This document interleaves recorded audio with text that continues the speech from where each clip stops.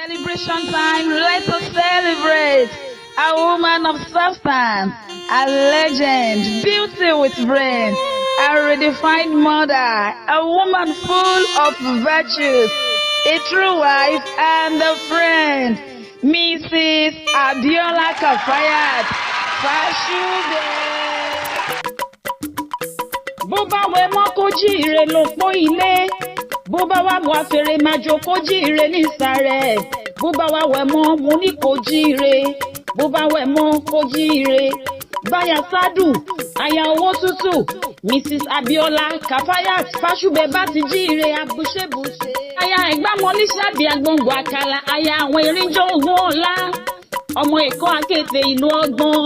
Ọmọ arómisá lẹ́gbẹ̀lẹ́gbẹ̀.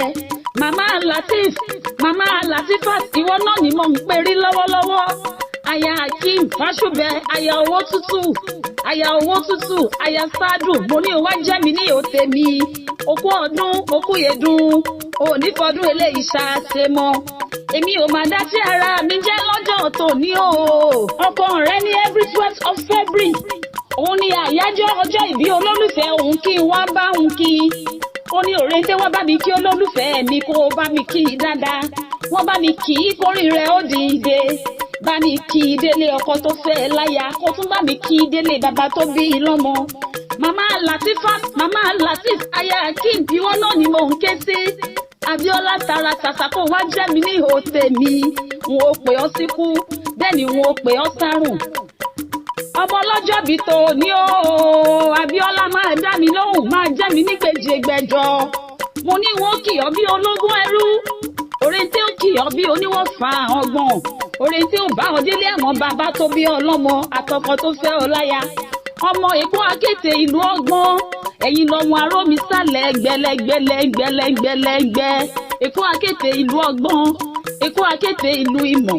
Èkó akéte ìlú òye. Èkó adélé. Ibi àgérègbè ń sáré tó ń sáré ju ẹlẹ́sẹ̀ méjì lọ. Ọmọ òsà ní ẹsẹ̀ ẹ má ṣe kútèrè o. Òsà ní ẹsẹ̀ ẹ má ṣe kútèrè. Òsà ń gbẹ̀bọ àmọ́ kútèrè ń gbòdìdì orí lọ́wọ́ ẹni. Afẹ́fẹ́ tó dára ń bẹ ní bèbè ọ̀sà ti yín. Fàájì tó dára ń bẹ ní bèbè òkun lé agbábá tó bí ọlọ́mọ. Ẹ̀yin lè máa fíjú wọjà máa rìn gbẹ̀ndẹ́kẹ́ ọ̀bùn wọjà wá ṣíọ̀ṣọ̀ ọ̀bùn wọjà apá ṣíọ̀ṣọ̀. Ọmọ omi níwájú omi lẹ́yìn omi lẹ́kọ̀ọ́ omi lọ́tún omi lọ́sì nílé àwọn bàbá tó bí ọlọ́mọ. Abiola aya Fashube máa gbọ́ o. Wọn ò kú ní fárẹ́ apá kan dápá kan sí. Ó yá jẹ́ ń bá ọ délé ọkọ tó fẹ́ ọ láya. Egba mọ́lísàbí ọmọ gbòǹgbò àkàlà ọmọ erinjọ́ ogun ọ̀la. Àwọn ọmọ Sádù, àwọn ọmọ olówó tútù, àwọn ọlọ́mọ àrídìí ògo lójú ogun. Mo jógbẹ́rú máa jógbẹ́kọ ẹrú ní sí ní ẹ̀kọ́ kì í sì nìyàn.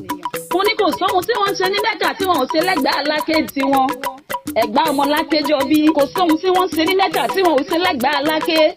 Wọ́n mọ̀ mi sẹ́mi ní Mẹ́kà, àwọn mọ̀ mi odò Ògùn. Wọ́n gòkè Àràfá, àwọn gòkè Olúmọ. Àwọn lọmọ yúnmú lóró ń ké o.